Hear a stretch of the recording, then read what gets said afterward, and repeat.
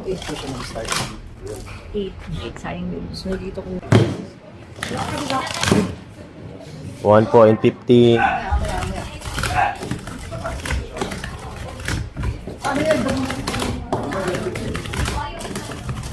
ang galing naman. 9.274. Wala, hindi. Nahirapan na. Pagka nawala dito, audio, OTT. Tapos yan. What's OTT? Yung technical director. Vision mix eh. Kasi yung light, yung cameraman. Kayang magtulungan yung light man. Cameraman. Pero pag ang nawala, Eh, magaganda ako sa sa OTT. I got that ticket now.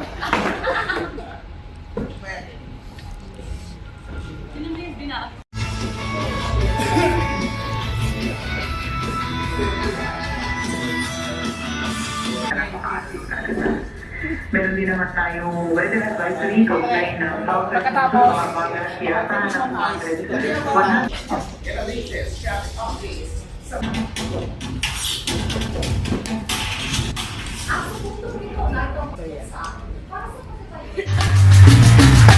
Dapat sinasabay ng kanta. Ano nga? Ayan, oh. Oh my God! Ang galing. Balagbagan. Wow, pyramid.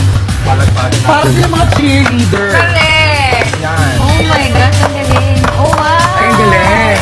Oy! Ayun. Ayan, at ito, volleyball. Parang mababa.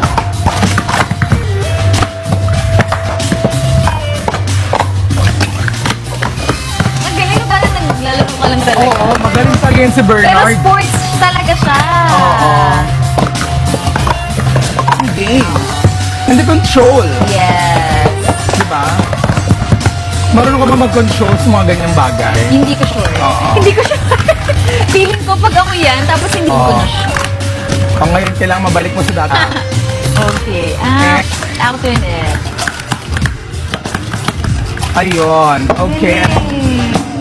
Alright! Grabe naman yun, Bernard. Oh, eto when we talk about sports, madalas ang nasa isip natin basketball, Yes. volleyball, o athletics. Ngayon, Pero, tennis na ako. Oo. Kasi Alex Ayala. Ay, oo, correct. O kaya mga pickleball, ganyan. Yes, I love ba? that. Pero may Oo. isa pa na fast-growing sport na nagsusubok ng bilis, focus at hand-eye coordination. Ito ang sports stacking. At ngayong umaga makasama natin isang Filipino sports tagging athlete na hindi lang nag-excel sa local competitions. Please welcome Bernardo Escorial III o mas kilala bilang Be Free. Good morning and welcome back to Rise and Shine Pilipinas. Good morning po mga ka-RSP.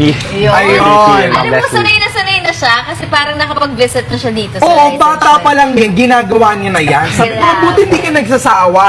Oo. Oo. Actually, enjoyed the Siyempre. moment before college. Ayun. Eh, kasi mas talaga mag-aaral ka na talaga kapag college Yes ka na. po. And I have an ambition to spread the sport to the next generation din. Ayun. Oh, galing. B3, para sa mga hindi pa familiar dito sa sports ito, can you tell us more about it? Sports stacking was designed way back 1981 by Wayne Godinet. And this is a sport where you stack 9 or 12 special design cups by forming a pyramid with a lightning speed. Okay, B3, I remember, kailan first guessing mo dito? What year? Actually, that was like 2022. 2022. Yes. Pero medyo hindi pa siya makatangkaran nun eh. Ngayon, ang tangkad mo ngayon, Bernard. Pero when did you start doing sports stacking? I started this way 8.5 years ago. So, so Okay. that's December. Tagal na, grabe. And I found interested through social media. Then doon ko nakita na parang I see something with the sport. Then yun naging Hindi naman dahil dun wish. sa Pitch Perfect one.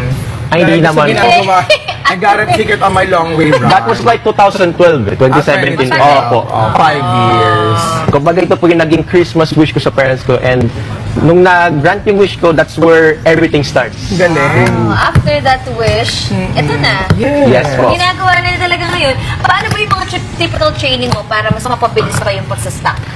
Through my daily training talaga, dapat you need to do it repeatedly para magamay mo talaga.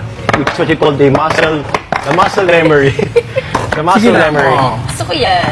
Yeah. Uy, I And heard, sige, muscle memory and muscle memory, and every time may paparating na competition, Okay. I either usually watch some videos by slow motion para makita ko yung kanilang strategy and rhythm. Tapos gagayahin ko na lang until sa ma-apply ko to my daily basis. Okay, throughout the 8.5 years that you've been doing sports stacking, what do you think is the best technique or strategy yung ginagawa ng isang Bernard or B3, making sure that you're really at par pagdating sa sports stacking?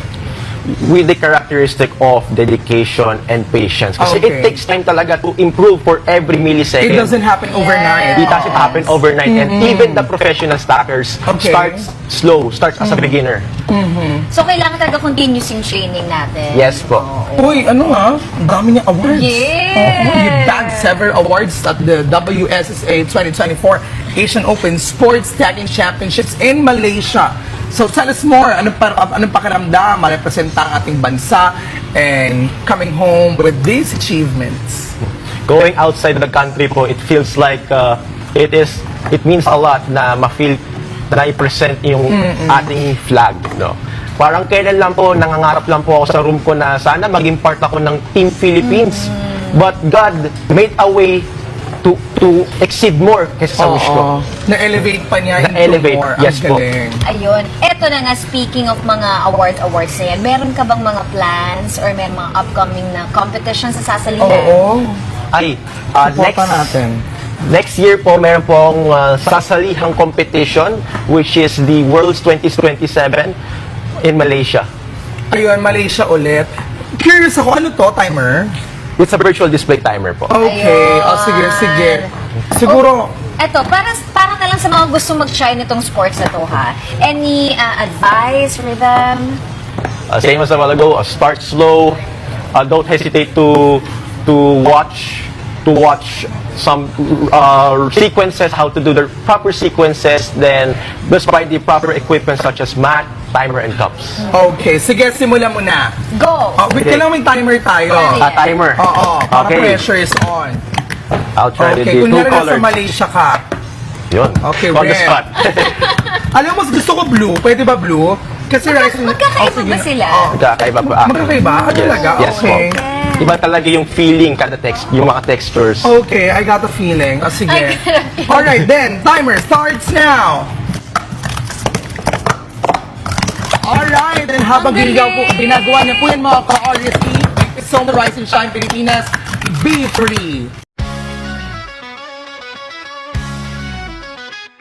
Bernardo starts in flash or red, cup flying high, quick hands, no dread. 7 years he stacks with might since he was 8, he's in the fight.